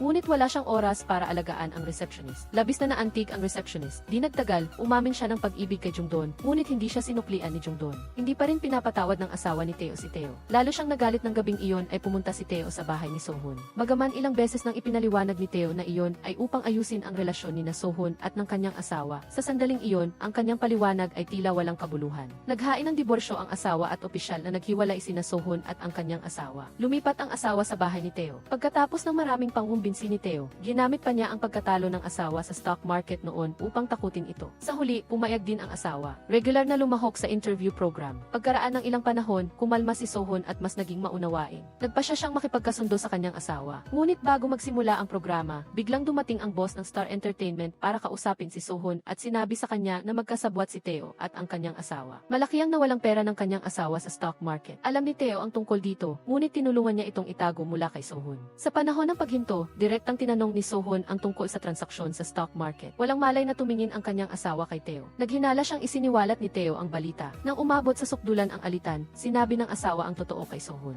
Gusto lang niyang maging masaya si Sohun. Noong nakaraang taon, ang kanilang ika-negatibo 15 anibersaryo ng kasal. Nais niyang dalhin si Sohun sa ibang bansa upang magpahinga ng komportable sa loob ng ilang panahon. Naantig si Sohun sa biglaang sinseridad nito. Naramdaman ng asawa na wala siyang nagawa para kay Sohun noon. Ngunit sinabi ni Sohun sa kanya na dahil mayroon siyang asawa, kaya siya naging siya ngayon. Sa huli, nagkasundo silang dalawa. Nagsimula muli ang panayam, ngunit iba na ang kapaligiran ngayon. Nakahinga ng maluwag si Theo, ngunit di nagtagal, lumapit sa kanya ang mag-asawa. Sinabi ni Sohun na tinulungan ni Theo ang kanyang asawa na lokohin siya. Hindi na siya nagtitiwala kay Theo, kaya nagplano siyang lumipat ng kumpanya kasama ang kanyang asawa. Pupunta siya sa Star Entertainment. Lubos na naapektuhan si Theo. May isa pang magandang balita. Nagpa siya ang kaibigan ni Jen na bilhin ang kumpanya. Ngunit bago pa man magsaya si Theo, bigla siyang nahilo, umalingaw ang kanyang mga tainga at nawala ng malay. Di nagtagal, nagising si Theo. Nag-alala ang kanyang mga kasamahan para sa kanya. Ang isang kasamahan ay humingi pa nga ng anting-anting para sa kanya. Ngunit hindi ito pinansin ni Theo. Naisip niya na masyado lang siyang pagod kamakailan. Matapos bilhin ng kaibigan ni Jen ang kumpanya, formal siyang nanungkulan at agad na bumuo ng strategic planning team at isinama ang kanyang kaibigang si Sunny sa kumpanya bilang team leader. Sinabi niya na nais niyang gawing numero 1 ang kumpanya sa industriya matapos marinig ang balita tungkol sa Star Entertainment.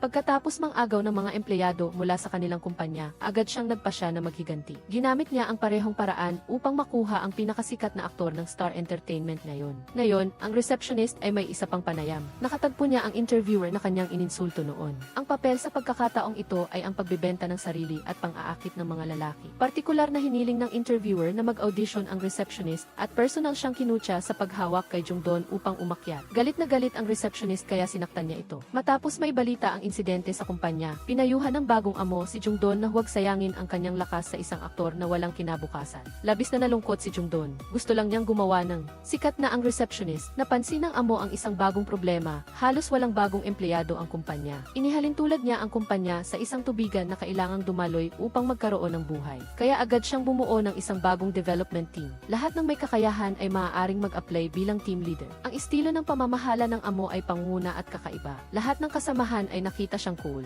Nais ni team leader Jane na kunin si Aktor Kim. Nagbantay siya sa giveaway malapit nang matapos ang kontrata ni Aktor Kim sa Star Entertainment. Walang katapusang tao ang gustong kunin siya. Si team leader Jane ay isang ordinaryong empleyado lamang. Hindi siya pinansin ni Aktor Kim. Pinag-usapan ni team leader Jane ang kontrata sa pelikula na kaka-reject lang ni Aktor Kim. Naramdaman ni team leader Jane na nanghihinayang siya para kay Aktor Kim. Ito ang disadvantage kapag nanatili siya sa Star Entertainment. Ang kumpanyang iyon ay tumitingin lamang sa panandaliang kita para kumita ng mabilis. Hindi sila nag-aatubiling tanggihan ang gawa ng sikat na Japanese director na ito. Sa naguguluhang mga mata ni Aktor Kim, napansin ni team leader Jane na hindi alam ni Aktor Kim na inalok siya. Ngunit hindi komportable si team leader Jane na direktang sabihin ito kay Aktor Kim. Sa ganoong paraan, makakaaway niya ang kanyang mga kasamahan. Mas mabuting hayaan na lang ang iba ang magbalita kay Aktor Kim. Naisip nila si Director Kat. Ang sikat na Japanese director ay kamukha ng isang lalaki sa kumpanya, kaya nagkunwari ang lalaking ito na si Director Kat at nakipagkita kay Aktor Kim. Patagumpay niyang sinabi kay Aktor Kim na tinanggihan ng Star Entertainment ang kontrata niya sa pelikula at tinulungan din niya si Team Leader Jane na magsalita ng magagandang salita sa harap niya. Nakamit na ni Team Leader Jane ang kanyang layunin. Labis siyang natuwa, pumunta siya sa bar at nakita ang opisyal. Hindi pa nagtatagal, labis na nalasing si Team Leader Jane. Pagbalik niya sa kumpanya, sa kanyang kalasingan, tila nakita niya ang anino ng kabilang partido. Nang magkita silang muli, nagkahiyaan silang bumati sa isa't isa. Mag-uusap na sana sila. biglang humiling si aktor Kim na makipagkita kay Team Leader Jane. Sa pagitan nilang dalawa, pinili ni Team Leader Jane ang trabaho. Umuwi ng bigo ang opisyal. Sinabi ni aktor Kim kay Team Leader Jane na hindi siya sumasang-ayon sa ginagawa ng Star Entertainment at nagpasya siyang umalis, ngunit wala pa siyang intensyon na pumirma ng kontrata sa anumang kumpanya. Hiniling niya kay Team Leader Jane na lumabas dahil gusto niyang marinig ang opinyon ni Team Leader Jane at kung mayroon siyang anumang mungkahi para sa pagpaplano ng kanyang future acting career. Maraming inihanda si Team Leader Jane. Nagsimula silang mag-usap. Matapos ang ilang pag-uusap, nalaman ni aktor Kim na lubos siyang kilala ni Team Leader Jane. Nasiyahan sila sa pag-uusap ng gabing iyon. Lubos na kumpiyansa si Team Leader Jane na mapapapirma niya si aktor Kim. Binigyan pa siya ng amo ng isang espesyal na regalo na bumabati sa kanya ng matagumpay na paglagda sa kontrata. Ngunit nang magkita sina Team Leader Jane at aktor Kim, ginulo sila ng amo ng Star Entertainment. Ibinunyag niya na ang direktor na nakipagkita kay aktor Kim ay isa palang kasamahan ni Team Leader Jane na nagpanggap. Galit na galit si Team Leader Jane kaya binuhusan niya ng tubig ang mukha ng kalaban. Inamin niyang niloko niya si aktor Kim, ngunit umasa siyang pag-iisipan ni aktor Kim ang lahat ng sinabi niya. Ang lahat ng plano niya para sa kanya ay totoo. Pagkatapos nito, nalaman ni aktor Kim. Lihim na inirekomenda ni Team Leader Jane si aktor Kim para sa isa pang mapaghamong pelikula. Pinag-isipan niya itong mabuti at nagdesisyon na makipagtulungan kay Team Leader Jane. Si Sunny, na kamag-anak ng amo, ay ilang taon nang nasa ibang bansa. Sa kanyang unang pagbabalik, hindi pa siya nakaka-adapt sa kapaligiran ng trabaho sa bansa. Si Hyunju, bilang kasamahan, ay napakabait sa kanya. Mabilis silang naging magkaibigan. Tinanong ni Sunny si Hyunju tungkol sa mga kasamahan sa kumpanya. Walang pag-aalin lang ang sinabi ni Hyunju ang lahat. Hindi inaasahang mabilis na may nangyari. Lumabas na hindi talaga itinuturing na kaibigan ni Sunny si Hyunju. Nilapitan niya si Hyunju para lang alamin kung ano ang sinasabi ng mga kasamahan tungkol sa kanya. Mula sa bibig ni Hyunju, nalaman niyang isa sa mga nagtatag ng kumpanya ay si Direktor Kang, na kasalukuyang responsable lamang sa gawain ng ilang senior na aktor. Matagal na niyang nalampasan ang yugto ng pagtakbo kung saan-saan para magnegosyo at makipag-ugnayan. Kaya siya ay nagtatrabaho ng napakadali ngunit may mataas na sweldo. Di nagtagal ay sinabi ng amo na hindi sinusuportahan ng kumpanya ang mga tamad na tao at sinibak si Direktor Kang. Labis na nalungkot ang mga kasamahan nang makita si Direktor Kang na umalis. Pinag-uusapan ng lahat kung sino ang nagsabi tungkol kay Direktor Kang sa harap ng amo. Nanginginig sa isang tabi si Hyunju. Napagtanto niya na ang bibig na iyon ay kanya. Pinuntahan niya si Sunny. Tila naging ibang tao si Sunny. Naging malamig at walang pakialam siya. Sa huli, ayon sa nakaraang karanasan sa trabaho ni Sunny, normal lamang na ang pinakamalakas ang nakaligtas. Agad na tinawagan ng kasamahan si Theo upang ipaalam ang sitwasyon, ngunit hindi sumagot si Theo sa telepono habang nakikinig ng musika. Nag-alala ang kasamahan na may nangyari sa kanya, kaya tinawag niya ang pulis upang pwersahang buksan ang pinto. Dahil dito, nagtamo rin siya ng minor injury. Tinulungan siya ni Theo na bendahehan ang sugat. Biglang bumilis ang tibok ng puso ng kasamahan. Inilagay niya ang kamay ni Theo sa kanyang dibdib. Naging malabo ang kapaligiran habang dahan-dahang lumalapit si Theo sa kanya. Sinibak ang veteranong direktor ng kumpanya at sinimulan din ng amo na bawasan ang mga manager. Galit na galit ang buong kumpanya, ngunit walang sinuman ang naglakas loob na magsalita. Pinayuhan ni Theo ang amo. Huwag siyang makialam sa operasyon ng kumpanya. Ang kanyang diskarte ay unahin ang kita at kahusayan na hindi angkop para sa trabahong ito. Kung gayon, hiniling ng amo sa lahat na magbigay ng mga resulta na makakumbinsi sa kanya. Kung hindi, ipagpapatuloy niya ang kanyang trabaho ayon sa kanyang sariling kagustuhan. Matapos umalis si Direktor Kang, kinailangan lang ng kumpanya na wakasan ang mga kontrata ng lahat ng artista na pinamahalaan niya. Pinamunuan ni Direktor Kang ang ilang mga may karanasan, ngunit hindi gaanong sikat na aktor, ngunit wala siyang kakayahan sa negosyo. Nang lagdaan ni Hyunju ang termination agreement sa isang matandang aktor, sinabi ng matandang aktor na ang isang matandang aktor na tulad niya ay umalis kay Direktor Kang ay parang saranggola na naputol ang tali. Hindi matiis ni Hyunju. Nag-alok siyang pirmahan siya. Nagbalik si Hyunju sa kumpanya upang magsumite ng aplikasyon, ngunit tinanggihan siya ng walang awa. Ang dahilan ay hindi makakakita ng pera ang mga aktor na ito para sa kumpanya. Labis na nalungkot si Hyunju. Humingi rin siya ng paumanhin sa matandang aktor na umaliw pa sa kanya. Dahil dito, lalong nakonsensya si Hyunju. Si aktor Alin, na gumanap sa Squid Game, ay lilitaw sa variety show ni Ilin. Mayroong isang high-altitude segment sa variety show, ngunit takot si Alin sa taas. Upang matagumpay siyang makasali sa palabas at hindi mapalitan, itinago ni Jungdon ang katotohanan na takot siya sa taas mula sa mga tagalabas. Dinala ni Jungdon si Alin para magsanay, sinusubukang pagtagumpayan ang kanyang psikolohikal na takot, ngunit walang saysay. Ang dahilan ay noong kinukunan ni Alin ang Squid Game, may eksena ng pagkahulog mula sa glass bridge. Sinabi ng psychologist na, sa panahong iyon, gusto ni Alin na magpakitang gilas na nagdulot ng matinding pakiramdam ng pamimilit sa kanyang sarili. Ang pakiramdam ng pamimilit na ito ay kalaunan ay naging trauma. Samantala, dumating ang ina ni Hyunju sa Seoul. Nagtanghalian sila ni Hyunju at Theo. Nagkataon na ang asawa ni Theo ay dumating sa kumpanya ngayong araw. Nag-alala ang kasamahan nalaman tungkol sa kanyang malapit na pakikipag-ugnayan kay Theo. Noon, nang matuklasan siya, tumayo siya at tumakbo, ngunit hinarangan pa rin siya ng asawa ni Theo. Mabilis na nagsinungaling ang kasamahan na kailangan niyang kumain, kasama ang dalawang ina at anak na Hyunju. Umatras siya. Narinig ng asawa ni Theo na naroon din ang ina ni Hyunju, kaya agad niyang ipinahayag ang pagnanais niyang sumama. Hindi niya inasahan na makikita niya si Theo doon sa restaurant. Agad na napansin ng kasamahan ang relasyon ni na Hyunju at Theo. Agad na hiniling ng asawa ang numero ng ina ni Hyunju. Plano niyang kausapin siya ng personal. Isang blonde na modelo ang dumating sa kumpanya. Matagal nang gustong pirmahan ni Team Leader Jane ang kabilang partido. Ngayon lang niya nalaman na maganda ang personal na relasyon nito sa amo. Alam ng amo na gustong pirmahan ni Team Leader Jane ang modelo, ngunit hindi niya kailanman binanggit na magkakilala sila. Sinisi ni Team Leader Jane ang amo, ngunit ang saloobin ng amo ay nagpaliwanag kay Team Leader Jane. Mula pa noong elementarya, ang amo ay isang batang uhaw sa atensyon. Upang patunayan ang kanyang pag-iral, palagi siyang gumagawa ng mga over-the-top na bagay. Hindi pa nagtatagal, sinisi siya ni Team Leader Jane at agad namang inanunsyo ng amo na magsasagawa siya ng isang marangyang inaugurasyon upang mas lalong patunayan ang kanyang pag-iral. Hindi nasisiyahan ang mga kasamahan sa amo, kaya nagtipon sila at nagpasya na sabay-sabay na lumiban upang malaman niya kung sino ang mga traidor. Ngunit hindi inaasahan na sa huli ay dumating ang lahat dahil sa iba't ibang dahilan. Palaging gustong makipagkita ni Team Leader Jane sa blonde na modelo. Dumating si Jungdon dahil gusto niyang makipagkita kay Alin. Samantala, naghahanap si Theo ng isang direktor. Isang direktor ng ibang kumpanya para pag-usapan ang posibleng pagtutulungan.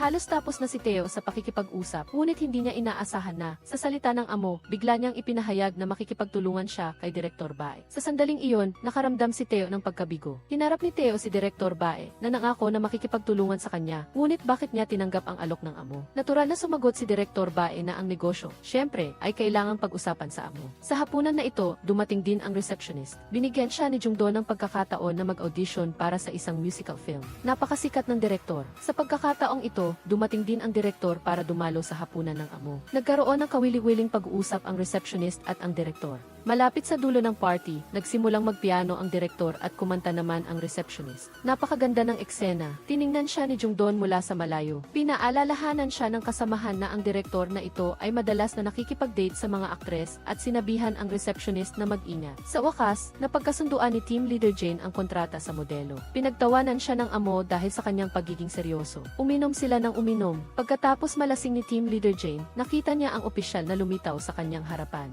Tinitigan siya ni Team Leader Jane ng matagal, pagkatapos ay mapang-akit siyang hinalikan. Pagkatapos malasing, umakyat si Alin sa isang puno. Nang magising siya, nakita niya ang kanyang sarili na nakabitin sa puno. Natakot sina Alin at Jungdon. Agad na nalantad ang kanyang takot sa taas. Sa patuloy na paghikayat ni Jungjoon, sa wakas ay naglakas loob si Alin na bumitaw. Sa isang sandali, tila bumalik siya sa oras na kinunan niya ang Squid Game. Pagkatapos bumagsak, naramdaman niya na tila may tumubong pakpak sa kanya. Matatag siyang sinalo ni Jungdon sa ibaba. Bumalik sa katinuan si Alin. Niyakap niya si Jungdon at umiyak. Sa wakas ay nalampasan na niya ang kanyang psikolohikal na panggigipit. Ngunit hindi naman pinansin ni Ilim kung takot ba siya sa taas o hindi. Mas magiging masaya ang laro kung ang mga takot ay maglalaro nito. Kinabukasan, pagkatapos niyang mawala ang lasing, nakipagkita si Team Leader Jane sa amo. Nais niyang makahanap ng butas sa lupa para pagtaguan. Dahil ang hinalikan niya kagabi ay hindi ang opisyal, ipinagkamali niya ang amo bilang ang opisyal. Pagkatapos halikan ni Team Leader Jane ang amo, iniiwasan niya ito sa lahat ng dako. Pinag-isipan ng amo ang tungkol dito. Tinanong niya si Team Leader Jane kung ano ang ibig niyang sabihin. Sinabi ni Team Leader Jane na hinalikan niya ang maling tao dahil sa pagkalasing, ngunit pinagtuunan pa rin ito ng amo. Kahit na sa pag-interview ng mga bagong empleyado, nakipagtalo pa rin siya kay Team Leader Jane. Ang kumpanya ay malapit nang makipagtulungan kay Direktor Bae upang bumuo ng isang proyekto. Ipinagkatiwala ng amo ang mga partikular na gawain kay Theo upang asikasuhin. Ang unang proyekto ay isang pelikula ng isang bagong direktor. Naisip ng lahat na si Henry ay napakaangkop para sa pangunahing papel. Si Henry ay isang Korean-American na karaniwang nagtatrabaho sa Hollywood.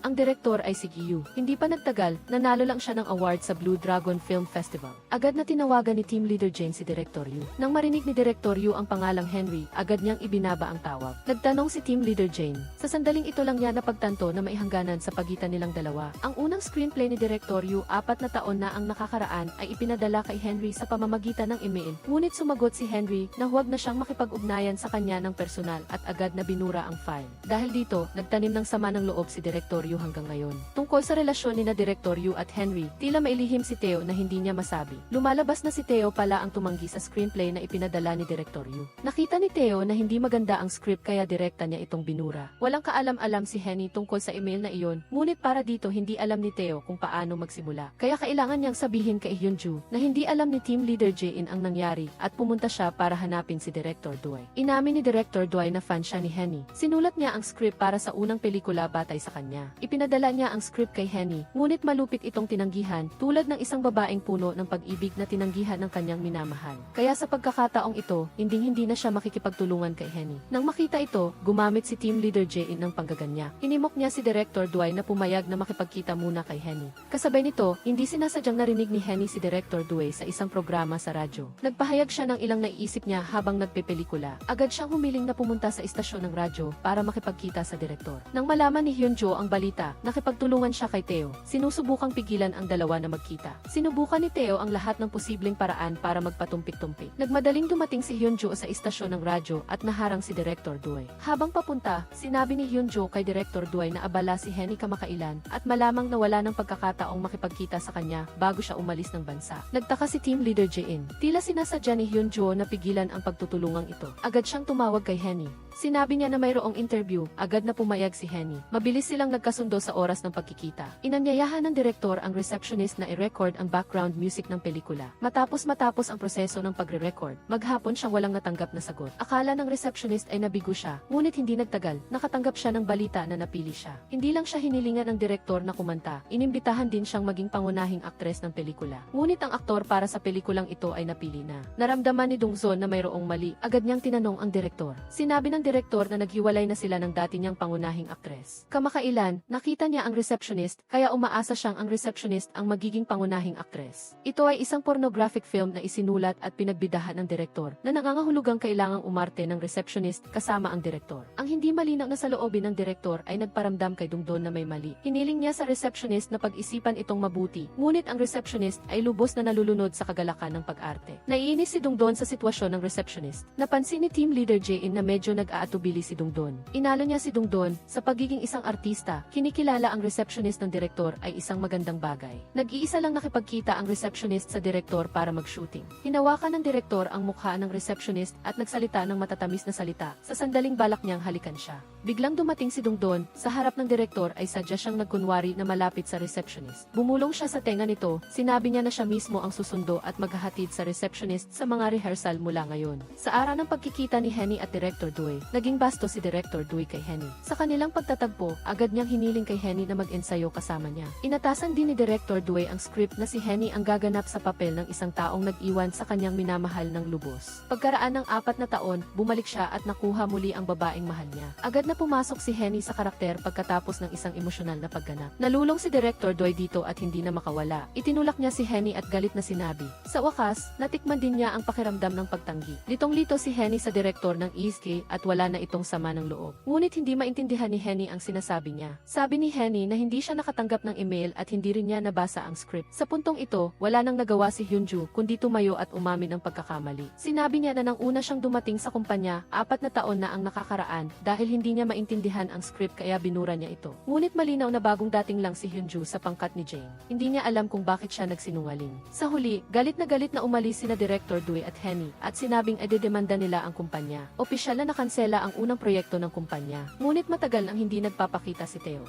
Parang ostrich na gustong tumakas si Cheoljong. Sa wakas, nang hindi na niya makayanan, pumunta siya sa kumpanya at sinabi ang totoo. Siya pala ang nagtanggal ng script. Laking gulat ni Team Leader Jane. Kung ganoon, bakit kailangang panagutan ni Jo Hwa-jin ang kasalanan niya? Pagkatapos, inihayag ni Manbok ang kanyang relasyon kay Jo Hwa-jin. Nagpepelikula si Kim Hwan. Ang kameraman sa harap niya ay si Gilly. Tinuruan ni Gilly si Kim Hwan na bawasan ang mga pagkakamali sa paggawa ng pelikula at tandaan din ang linya ng kabilang partido. Maraming taon nang may karanasan si Gilly, ngunit matanda na siya. Kamakailan, nagkaroon siya ng problema sa memorya. Kahit ang direktor nakakausap lang niya, hindi niya matandaan kung sino iyon. Ipinahayag ni Royal Dr. Hyo na si Gilly ay hindi nagkaroon ng Alzheimer's disease. Sa halip, nagkaroon siya ng mild stroke sa utak at matatagalan bago siya gumaling. Gusto ng producer na mag-resign si Gilly, ngunit umaasa pa rin ang direktor na magpapatuloy si Ili. Medyo awkward ang posisyon ng lahat. Nagpa siya si Gilly na ipagpatuloy ang pag-arte. Ayaw niyang sumuko sa kalagitnaan at mag-iwan ng batik sa kanyang 15 taong karera. Bago umalis, nagbigay ng ilang matatalim na salita si Ili. Ang dating managing direktor ni Gilly ay si Director Jang. Sina Gilly, Director Jang at Director Kwang ay tatlong matagal ng magkakaibigan na namatay na. Personal siyang pinagalitan ni Ili at sinabing makasarili siya at puro kita lang ang iniisip. Ngunit hindi maganda ang kalagayan ni Ili, bigla siyang nahilo. Pagkatapos ay nagkaproblema ulit siya sa memorya. Akala niya ay si Director Jang pa rin ang manager niya. Hindi niya nga maalala na si Yongdon na ang manager. Hiniling ni Ili na tawagin si Director Jang sa set. Kung hindi siya magpepelikula. Kinonsulta ni Team Leader Jane ang boss. Normal lang ang reaksyon ng boss. Basta-basta niyang inimbitahan si Director Jang na bumalik. Ang ganitong pagtrato ay lalong nagpagalit kay Team Leader Jane. Ito ay isang insulto sa kanilang trabaho. Iba ang boss sa dating Director Kwang. Hindi siya kailanman nirerespeto ng mga empleyado. Hindi pa dumarating si Director Jang, pero dumating na ang mga taga-production company. Inusisa nilang mabuti si Ili upang subukan siya. Sunod-sunod ang kanilang mga tanong at si Ili ay patuloy na tinatanong. Sa sandaling iyon, lumitaw si Director Jang sa tabi ni Ili bilang kanyang manager. Bumalik sa normal ang sitwasyon, ngunit panandalian lamang ito. Sa mga sumunod na paggawa ng pelikula, maaari siyang magdulot ng gulo anumang oras. Pagkatapos ng insidenteng ito, labis na sinisi ni Ili ang kanyang sarili. Nakita ni Director Jang si Ili na ganito, kaya tinawag niya ito at pinag-usapan ang paghihiwalay nila ni Director Kwang. Lumabas na sina Director Jang at Director Kwang ay nagmamahalan, ngunit sinabi ni Ili na hindi mabibigyan ni Director Kwang ng kaligayahan si Director Jang at hiniling na maghiwalay sila. Kung hindi, aalis siya sa kumpanya. Sinisisi ni Director Jang si Gilly sa loob ng maraming taon dahil dito. Sa sandaling ito, humingi ng tawad si Gilly sa kabilang panig. Pagkarinig ng paghingi ng tawad, namula agad ang mga mata ni Director Jang. Bagaman mayroong sama ng loob, mayroon silang malalim na pagmamahalan. Nagpasya pa rin si Director Jang na ipagpatuloy ang pagiging manager ni Ili. Samantala, naghihintay na si Team Leader Jane sa lugar kung saan naglalakad ang opisyal. Muli siyang humingi ng tawad at sinabing ayaw niyang palampasin ang opisyal. Nanatiling walang pakialam ang opisyal. Pagkatapos marinig ang sinabi ni Team Leader Jane, tumalikod siya at tumakbo palayo. Ngunit hindi nagtagal ay bumalik siya. Sinabi niya kay Team Leader Jane na labis siyang nagsisisi na nakilala niya si Team Leader Jane. Ngunit kanina ay nakaramdam siya ng takot sa puso. Takot na tuluyang mawala sa kanya si Team Leader Jane. Kaya nagpasya siyang isantabi ang lahat ng pag-aalala at ipagpatuloy ang paglalakbay kasama si Team Leader Jane. Sa kumpanya, mayroong interview. Sa wakas ay itinalaga ng boss ang bagong pinuno ng development team at iyon ay si Jo Hwa-jin. Nagulat si Jo Hwa-jin dahil hindi siya nag-apply. Nagbigay ng paliwanag ang boss. Nakita ng lahat ang sipag ni Jo Hwa-jin nitong nakaraang panahon at tinago niya ang katotohanang siya ang anak ni Manbok sa loob ng 3 buwan. Ito ay lalong nagpatibay sa tiwala ng boss sa kanya. Ngunit sa pamamagitan ng relasyong ito, hindi maiiwasan na isipin ng lahat na nakuha ni Jo Hwa-jin ang posisyong ito dahil sa koneksyon ng kanyang ama. Tungkol naman kay Team Leader Jane, wala siyang pakialam kung sino ang ama ni Jo Hwa-jin. Ang mahalaga sa kanya ay sinusubukan ni Jo Hwa-jin na protektahan si Manbok na nakakasagabal kina Henny at Director Du. Ito ay isang malubhang paglabag sa profesional na etika. Diretsahan sinabi ni Team Leader Jane na hindi karapat-dapat si Jo Hwa-jin na maging manager. Pinuntahan ni Jo Hwa-jin ang boss dahil sa kakulangan niya ng kakayahan, kaya tinanggihan niya ang posisyon bilang bagong team leader. Alam ng boss na nagkamali siya sa paghusga kay Jo Hwa-jin. Akala niya ay ambisyosa siya. Nagbigay siya ng isang mahirap na tanong agad-agad. Pinapili niya si Jo Hwa-jin kung magiging team leader o magre-resign. Labis na nababagabag si Jo Hwa-jin. Pero hindi niya alam kung kanino magbubuhos ng sama ng loob. Sa huli, nagawa lang niyang magtago sa kanyang silid, umiiyak at naghihinagpis sa kahihiyan. Nitong mga nakaraang araw, pawis na pawis ang receptionist sa pag-ensayo. Ginawa pa niya ang mga eksena ng pagtatali. Hindi comfortable si Yongdon. Sa pagkakaalam niya, napakababoy ng mga intimate scene. Napakahalaga ng pag-arte. Sa likod ng mga eksena, nagpahayag si Yongdon ng ilang pag-aalala sa iba. Buhay na buhay niyang inilarawan ang plot. Sino ang mag-aakalang pagkatapos malaman ang balita, nagpa siya ang mga investor na bawiin ang kanilang puhunan. Ang dahilan ay sobrang kapanapanabik ang pelikula at napakagulat nito na hindi may larawan. Nalugi ang pelikulang ito. Muling nawasak ang pangarap ng receptionist. Si Ajoong. Si Ajoong ang magiging host sa Busan Film Festival. Malaki ang naitulong ni Team Leader Jane at ng iba pa para makuha niya ang sikat na damit. Detalyado ring iniulat ng press release ang tungkol dito. Masasabing si Ajoong ang sentro ng atensyon. Sumama si Team Leader Jane kay Ajoong sa Busan. Nagpakilala ang isang tagapamagitan bilang anak ng isang mayamang conglomerate. Mabilis na inihayag ng dalaga ang kanyang tunay na layunin. Gusto niyang kumain kasama si Ajoong. Ipinaabot ni Team Leader Jane ito kay Ajoong. Ngunit tumanggi si Ajoong. Diretsahang sinabi ni Ajoong na mahilig nanatilig umasa ang dalagang iyon sa kanyang mga magulang para magsaya at makalapit sa mga artista sa iba't ibang okasyon. Para ipromote ang kanyang brand ng damit, hindi matiis ni Ajoong ang ganitong pag-ugali. Walang nagawa si Team Leader Jane, kundi gumawa ng dahilan na masama ang pakiramdam ni Ajoong para magalang na tanggihan ang dalaga. Medyo nagalit ang dalaga at agad na binago ang kanyang plano. Inimbitahan niya si Ajoong sa kanyang birthday party bukas. Determinado ang dalaga na pasamahin si Ajoong. Hindi niya nakalimutang paalalahanan si Team Leader Jane na kamakailan ay lumahok si Ajoong sa unang pelikula ng kanyang ama. Ang high-end na kasuotan ni Ajoong ay tinulungan din ng conglomerate ng dalaga na makuha ni Ajoong. Bumalik si Team Leader Jane sa hotel at sinubukang kumbinsihin si Ajoong. Ngunit sa huli, dahil sa dignidad ng isang artista. Ibig sabihin, hindi pa rin dumalo si Ajoong sa birthday party. Ang pagliban ni Ajoong ay nagpagalit sa dalaga. Agad niyang inutusan ang kanyang mga tauhan na kunin ang kasuotan at hilingin kay Ajoong na personal siyang humingi ng tawad bago niya ibalik ang damit kay Ajoong. Narinig ni Ajoong sa pinto ang mga salitang ito at hayagan niyang sinang-ayunan ang walang katwirang kahilingan. Akala ni Ajoong, isang paghingi lang naman ng tawad iyon, hindi niya hahayaan na masayang ang pagsisikap ng kanyang mga tauhan. Pumunta siya sa silid ng dalaga. Masiglang niyakap ni Ajoong ang dalaga para magpahayag ng paghingi ng tawad. Pagkatapos lambingin ang dalaga, handa na sana si Ajoong na kunin ang damit. Ngunit sa sandaling ito, nagbigay ang dalaga ng ilang mapanlait na komento tungkol sa mga artista. Pinagmamasdan niya ang mga artista na kunwari mayayabang, ngunit kapag naubusan na ng pera, hindi ba sila yumuyukod ng masunurin? Agad na hindi natuwa si Ajoong. Binalaan niya ang dalaga na matuto muna siyang rumespeto sa iba bago ipagmalaki ang kanyang kayamanan. Pagkatapos niyang sabihin iyon, itinaas niya ang kanyang gitnang daliri. Naging masarap ang paglabas ng galit, ngunit walang nangyari sa usapin ng kasuotan. Sa puntong ito, kailangan ng team na makahanap ng kasuotan na mas mahusay kaysa sa naunang damit. Naalala ni Team Leader Jane na mayroong isang hanbok designer na maistudyo sa Busan. Sa oras na ito, nagpasya si Jo Hwajin na magbitiw sa pwesto at umalis ng Seoul upang bumalik sa Busan. Tumulong siya sa beauty salon ng kanyang ina. Ilang araw bago iyon, habang tumutulong, nasaktan niya ang isang babae. Ngayon, espesyal siyang pumunta upang humingi ng tawad dito. At ang babaeng ito ay ang ina ng isang fashion designer. Tatlong henerasyon ng kanilang pamilya ang nagpapatakbo ng isang bespoke hanbok shop. Maraming artista ang kanilang mga kliyente. Dumating si Team Leader Jane sa hanbok shop. Hindi siya pinansin ng designer nang umalis ito. Nakilala ni Team Leader Jane si Jo Hwajin. Gamit ang koneksyon ni Jo Hwajin, sa wakas ay nakuha nila ang hanbok. Pagkatapos ay mabilis na nagmaneho si Jo Hwajin sa kalsada. Sa wakas ay na-deliver din ang kasuotan. Nagpalit agad si Ajoong ng damit. Ang kanyang hitsura ay maganda at elegante. Hindi napigilan ni Team Leader Jane ang mapaluha. Mabilis na nagsimula ang kaganapan. Naglalambingan si Manbok at ang kanyang asawa sa hotel at sabay nilang pinanood ang live broadcast. Umaga pa lang ay dumating na rin ang kanyang asawa sa Busan. Pumunta siya para hanapin si Manbok sa trabaho. Matapos pag-isipan ng mabuti, naramdaman ng kanyang asawa na pareho silang hindi pa hinog at hindi pa nga nila lubusang naunawaan ang isa't isa. Kaya, bakit hindi samantalahin ang pagkakataong ito para bitawan ang lahat at magsimulang muli? Tungkol naman kay Jo Hwajin, hindi na nagreklamo ang kanyang asawa. Tinanggap niya ang presensya nito. Nagsalita si Ajoong sa opening ceremony. Nagpasalamat siya sa lahat ng tao sa industriyang ito para sa kanilang tahimik na kontribusyon sa mga nanatiling matatag sa kanilang orihinal na hangarin. Salamat sa lahat, mga filmmaker na tunay na nagmamahal sa industriyang ito.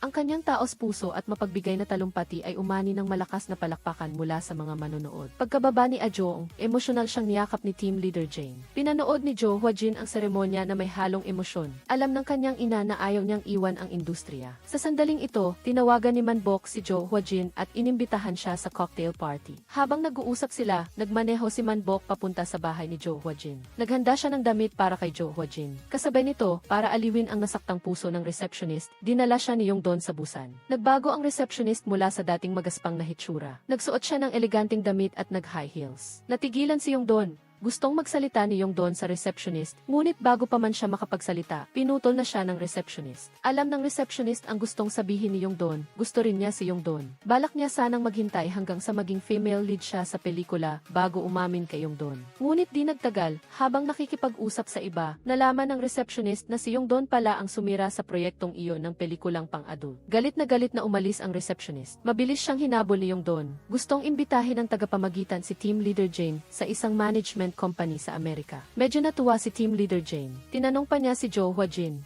gusto mo bang sumama sa akin sa New York? Ngunit di nagtagal, nakaupo siya sa banyo at tulala sa pregnancy test kit. Mukhang buntis siya. Ang hindi alam ni Team Leader Jane ay plano ng boss na bilhin ang kumpanya sa Amerika. Malapit nang matapos ang biyahe sa Busan. Ang mga kasamahan ay nakaupo sa dalampasigan, nagtatamasa ng simoy ng hangin. Marami ang nalasing. Bilang isang manager, tila laging nakakaranas ng iba't ibang krisis ang mga artista. Ngunit lahat ay nalalampasan. Sa mga pagsubok ng buhay, hindi mo malalaman kung ano ang naghihintay sa iyo sa susunod. Nagtatapos na ang ang pelikula. Iyan lang sa ngayon. Malugod kang inaanyayahan na mag-like at mag-iwan ng mensahe. Tandaan na manood araw-araw upang laging nakangiti. Paalam!